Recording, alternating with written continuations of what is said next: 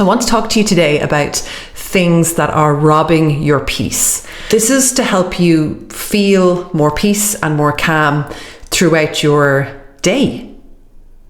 Once you feel more peace and calm throughout your day, you're going to find everything else so much more simple. You can have the best environment in the world, have no financial worries, have a lovely home, have everything going for you. If you don't feel peace inside, you're not going to be feeling very content or good. So the goal of this episode is to get you thinking about things that are robbing your peace. And if that's all this episode does for you, well then that's a job done for me. I have come to realize through my own journey that peace and calm on the inside is more important than anything else. Any setback and challenge can be tackled when you feel peace and calm on the inside. The healthy habits that we aim to implement every week that keep us healthy and fit become simple and natural when we feel peace and calm. Connections are easier when you feel peace and calm. Everything in your life becomes easier when you feel peace and calm. And everything in your life is 10 times harder when you feel stressed out and overwhelmed. So let's get stuck in. Number one, things that are robbing your peace are things that you're avoiding. So my question to you today is, what are you sweeping under the rug? What are you avoiding? What pops into your brain and you say, I'm just going to think about that another day? That thing, that's robbing you of your peace. Now, up until about 3 years ago, which was when I stopped drinking alcohol, the 1st of May 2022, the past 3 years, I have confronted every problem in my life. Before that, I ran away from problems, and the things that I hid and the things that I avoided just got bigger and bigger and bigger. There's a good book that I recommend you read. It's Jordan Peterson, 12 Rules of Life. And he talks about this and how the small thing, the size of a mouse that you're avoiding, grows to be the size of an elephant. And this is in your relationships with your husband. If there's something about you that bothers you, or there's something in another relationship that's bothering you and you don't say it, it grows and grows and grows and it becomes bigger and bigger.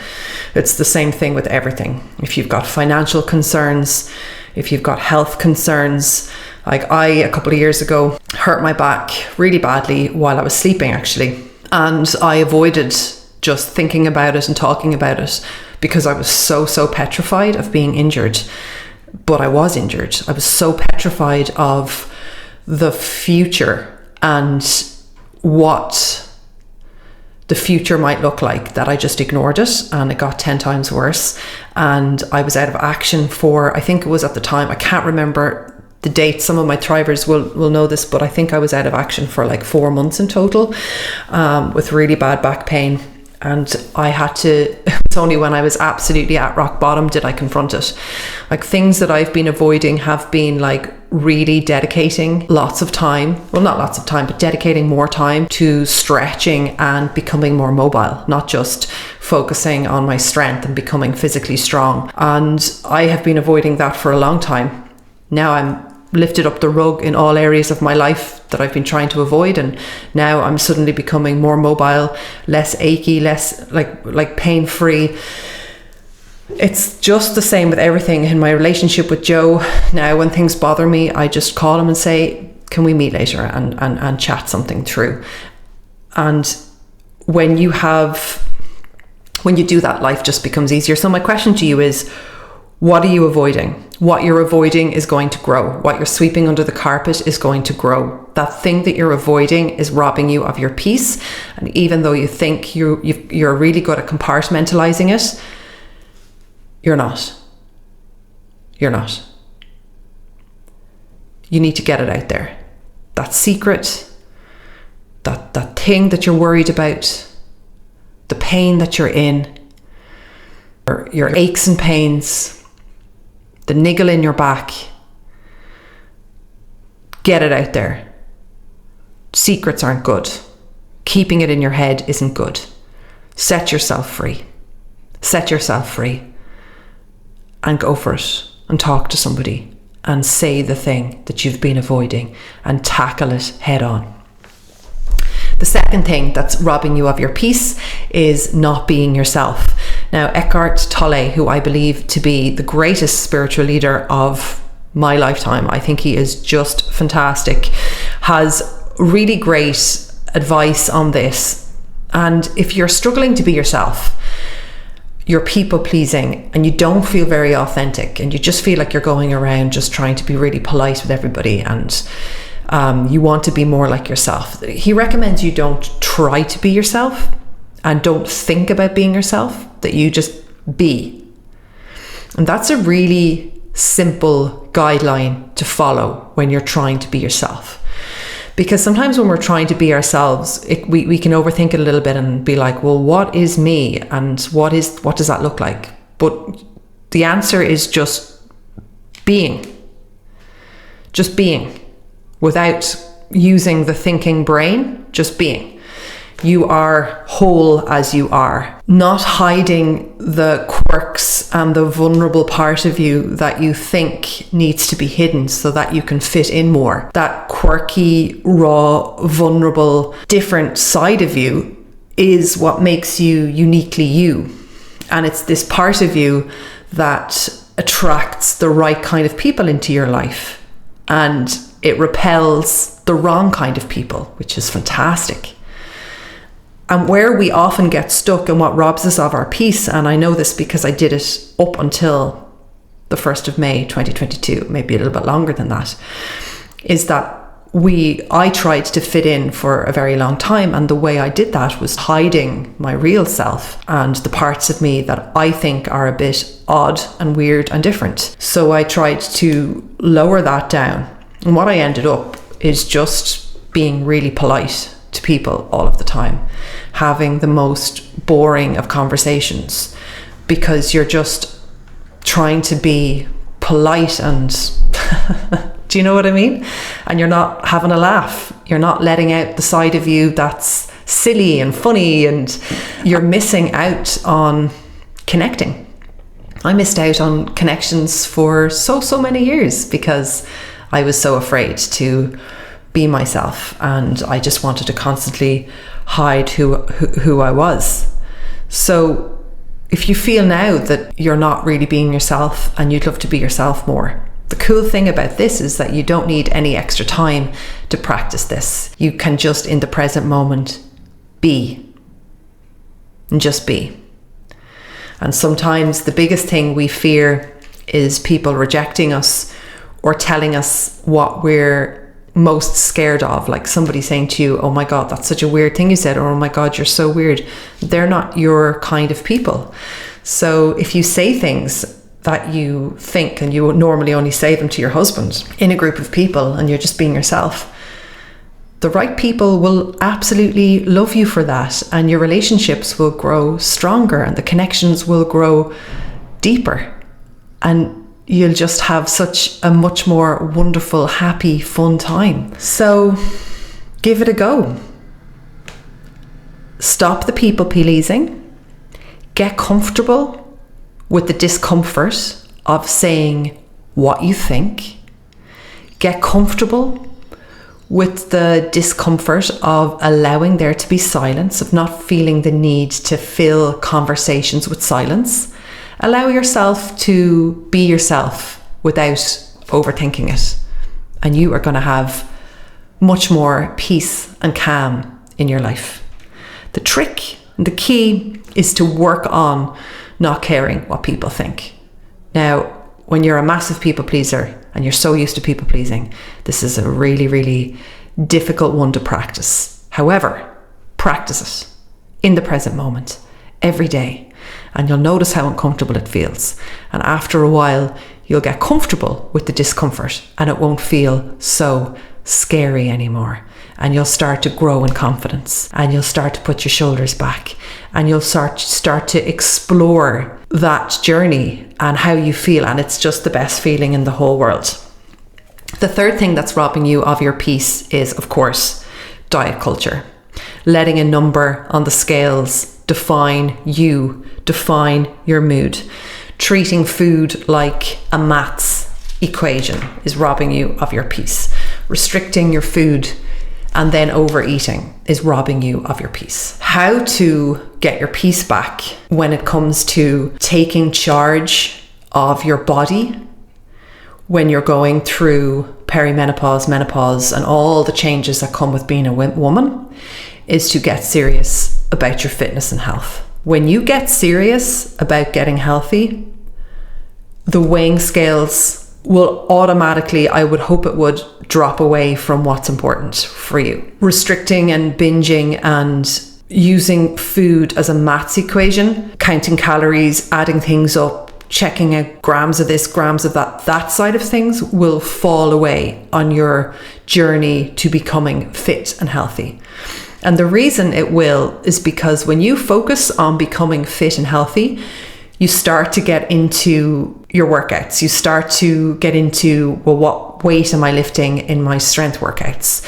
What am I doing this week to be strong, mobile, and fit?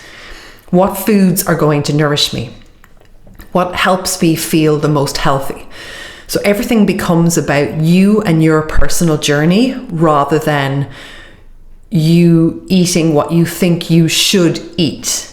You figure out through trial and error the best foods that work for you, the best breakfast that gives you the most energy, the best lunch, the best dinner, when's the best times for you to eat, when you are going to do your workouts, and your whole world opens up. And you'll start to get into shape if you stick with it. You'll start to notice muscles on your body, lean muscles, and you'll start to make progress. And then when you see a bit of progress and your food and your fitness are in good alignment and you're working on reducing your stress and overwhelm and you're hitting all those lovely action steps that we in Thrive Academy call PAMs, and you start to see results, you're going to want that next level. And there's no room in your life then for the old way, like of diet culture. You'll come to realize that diet culture is for people that don't like themselves, don't love themselves, don't know how to take care of their body, and just quite aren't at the point yet where they're focused more on feeling good, great nourishment, movement that's going to help them feel good and fit and mobile for as long as possible, and all the other lovely action steps that are fantastic for your mind too. Peace of mind and a fit body is just where it's at. And when you let diet culture slip away and you say goodbye to it, you'll be liberated, you'll be free, and it'll bring you so much peace. Another thing that is robbing you of your peace is working too hard, not having boundaries in work, working just all the hours God sends. And when you're not working, you're thinking about work, or you're sending emails, or you're checking work emails. This is just the number one thing I see with so many women that are so hardworking. It is really, really difficult to switch off. Now, I used to, for many years, put my work above everything. I did this up until up until I reached absolute, complete and utter physical and mental burnout just after like 2021, which makes complete sense because, anyway, I won't get into that story now. What I'm trying to say is I put work over everything for years when I owned the gym and at the start of Thrive Academy. Back when COVID happened, I worked all the hours God sends, and if I wasn't in work, I was on my laptop at home. When I was taking lunch breaks, I would bring my laptop with me and work. I had absolutely no boundaries, but it was all down to me. I had no boundaries. I let work encroach on me. I used to check Slack all of the time and then give out that people were messaging me and wanting me at all hours of the day. That's okay for them to message me any time they want to. It's up to me to when I check my stuff. My work life was out of control. I had WhatsApp messages going off from loads of different people at all hours. I had Slack messages going off at all different times of the day. And I spent my day checking these things when they flashed up on my phone. So I was just in this constant state of work. And when the kids were really, really small, I was very, very work-centric too. And when I wasn't working, I was at home wrecked from work. So my whole life was revolved around working. Now, I'm the absolute opposite. I have such serious boundaries around work now. I have a fantastic morning. I have a fantastic evening. I do lots of things during the day. I'd pop out on my lunch break for a massage. I have boundaries around messages. So when I check my messages, it's because it's message checking time. Myself now and Jessie, who is my admin, have a 10 a.m. meeting on Slack every single day, which is fantastic because it means that she knows when to get me with questions and I know when to get her. And then we both are off like Slack together. We'll post messages to each other throughout the day for us to check then at 10 a.m. for the next day. And it's just working out fantastically. Is work robbing you of your life? Are you using it as a distraction to avoid other areas in your life? Is it easier for you to work than to sort out maybe other areas of your life that haven't really gotten much attention, so now you're avoiding it? Do you have hobbies? Do you take proper lunch breaks? Do you eat lunch? If you don't eat lunch, like, isn't it weird that you don't do lunch? Like you work through lunch? Doesn't that sound bananas? And if it doesn't sound bananas to you, then don't you think that's bananas? And maybe it's only when you step out of it and realize how cracked that is. Like, me and Joe joke to each other now, like, come on, you're not on the stock floor. And it's just meant to relax the other person and remind ourselves that we're not in New York on the New York Stock Exchange, that it's okay. Like, because we used to talk to each other like we were on the New York Stock Exchange, and if we didn't like talk about this one thing now to do with work, that the whole of the world's stock markets were going to crash. And that's how I treated work, and it was infiltrated in every waking moment of my life. I still adore and love work. In fact, I love work more than I ever have now. However, I have absolute boundaries around it, and I hope you'll give it a good think about your work-life balance. What are you here for? What other parts of you can you nurture? And I know sometimes it can feel like there's no way out for you. You've created all these habits and people expect this from you now. However, change is always possible. Change is always possible, and it starts with acknowledging that there's a problem. So the next thing that robs you of your peace is not making time for yourself. I see this all the time, and I see it with my husband Joe a lot, that he rushes around working, taking care of the kids' activities, making the dinner, and he does all these other things, and I see him getting knackered and burned out and tired. However, I do also see these pockets of times that he has that he could take as downtime that he doesn't take. And I know this so well because that was me before. Just rushing, and an almost refusal to just sit in the garden for 30 minutes and take stock, or do some breath work, or do some painting, or read a book. It just, the leap seems too much from hyper activity to just winding down. I get it, because it was me for years. I had panic attacks for 2 years straight. I know what it's like to be so stressed out and overwhelmed. However, it's robbing you of your peace when you don't make any time for yourself. And when you just go around telling yourself you've no time, then you're just reaffirming you've no time all the time. If you decide that you're going to make a conscious decision to create time for yourself, then you're going to become solution focused. My favorite quote, I have it on my bathroom wall: focus 5% of your time on problems and 95% of your time on solutions. So this is a fantastic practice. It's Tony Robbins' quote, and it really reminds you that, and you can do it with your husband or your partner too, when they're talking about a problem, you're like, right, well, what's the solution? Because many of us spend time just talking about the problem and not really coming up with any solution whatsoever. Like when we say we're just really, really busy and we have no time. Okay, so is that your life? Or is that it? And if that's it, okay, you're making that decision.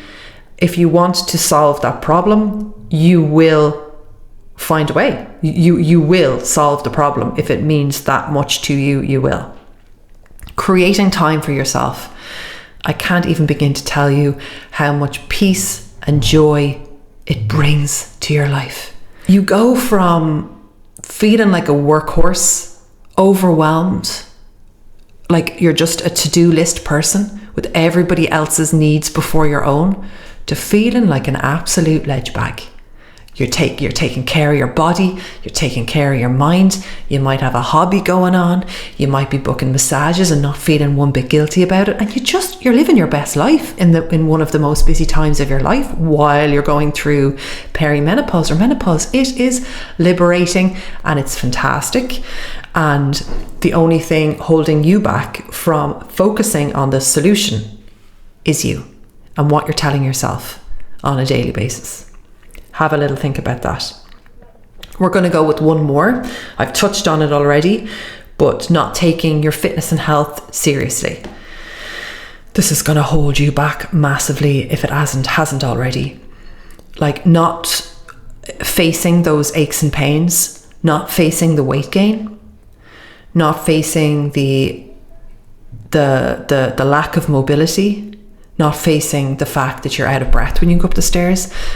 I know it seems like a massive mountain to climb. However, getting fit is one of the most simple problems to fix. The fantastic thing about getting fit is it's just science. Now, there's a lot of mindset stuff you want to do around it as well at the same time, because a lot of the times we can pull ourselves back. We can go into self-sabotage mode. We go around in circles with our fitness because we don't get consistent. This was me for years. When I had that realization that I was going around in circles and not getting consistent with my healthy habits, it's because I realized I was trying to build my healthy habits on shaky foundations of stress and overwhelm and an all or nothing mindset. You can't build healthy habits on shaky foundations.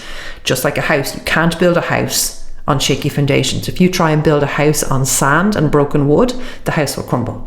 If you try and build healthy habits on stress and overwhelm, those healthy habits will crumble. So that's happened to me for years. So I'm not just saying it flippantly like, oh, you can just get fit. What I'm trying to say though is getting fit, just taking that as an action, moving your body from pain, discomfort, a lack of flexibility, a lack of mobility to fitness is quite a simple problem to fix if you're consistent. So you are doing yourself such a huge disservice by not doing this for your body now, so that you can be independent and fit and mobile and enjoying retirement and taking hikes and being strong and being able to play whatever sport you want to play when you're older, or now, like golf or tennis or pickleball or whatever it is. The only way I see, that's the only way, and I've tried both. It's the only way to be pain-free, to be mobile and to be fit. And the things that you're avoiding now with your body, like you feeling like menopause is making your body feel out of control, your stomach might be getting bigger and bigger and bigger, and you just feel like you've lost control. Half the problem is the fear within you that is just so afraid to confront it and put your hand up and say help. But getting fit is a really simple problem to solve. With the right type of training, done a few times per week, you'll notice a difference in 1 month. If you stick with it and you have if you're an action taker, if you're committed to the outcome and you embrace setbacks and challenges, you'll notice more progress in month 2, more progress in month 3, and you will go from unfit to fit. It's much more simple than you think. Taking care of your body brings you so much more peace of mind. So much more peace of mind. I used to awake at night so terrified of what my back pain meant. I had visions of myself in a wheelchair. And I know that sounds really silly and illogical, but that's just the way the brain is sometimes. And then I confronted it, and then I got back to being pain-free, and now I take my flexibility and mobility very seriously, and that is just opened up my whole world, and it's reminded me that there's no problem out there that you can't solve. However, you have to say it out loud, and you have to take steps in the right direction. So I want to wrap up this episode with telling you to keep going and to never give up on yourself. You know, there was a time when I thought I was never, ever going to be able to successfully make the transition from owning a successful gym to owning a successful, results-driven Thrive Academy online program. Never. I hit so many setbacks and challenges, I can't even begin to tell you. It was absolutely horrendous. And now, having gone through it and out the other end, my message to you today is never give up. Just dig your heels in. Some days you feel like you're going to be hanging on by a fingernail. You're going to want to just quit. And on those days you say you're just going to get a good night's sleep, not think about anything too seriously, and go for it again. If you have your goal, if you have what you want in your mind, don't stop until you get there. How many times do you change your approach? As many times as it takes. Don't give up. I can't believe what I would have missed out on seeing Thrive Academy blossom and grow, seeing the wonderful, thriving community that we have now, if I hadn't hung on in there when things got so tough for me over the past couple of years. And you go for it too, okay? We're in this together. Have your goal, set your outcome, and don't give up until you get to where you want to be, and we'll celebrate that. I hope you enjoyed this episode today in my new office. I hope the sound is good for you. I hope you enjoyed the topic. Let me know what you think of this episode. Send me an email. I would love to hear from you, jessica@jessicacooke.ie, and rate, subscribe to the podcast. I would really, really appreciate that. If you want to get started on the journey, I have a free challenge for you. You can go to jessicacooke.ie/challenge and start my 5-day Thrive challenge now if you want to. If not, it's a bye for now and all my love. Take care.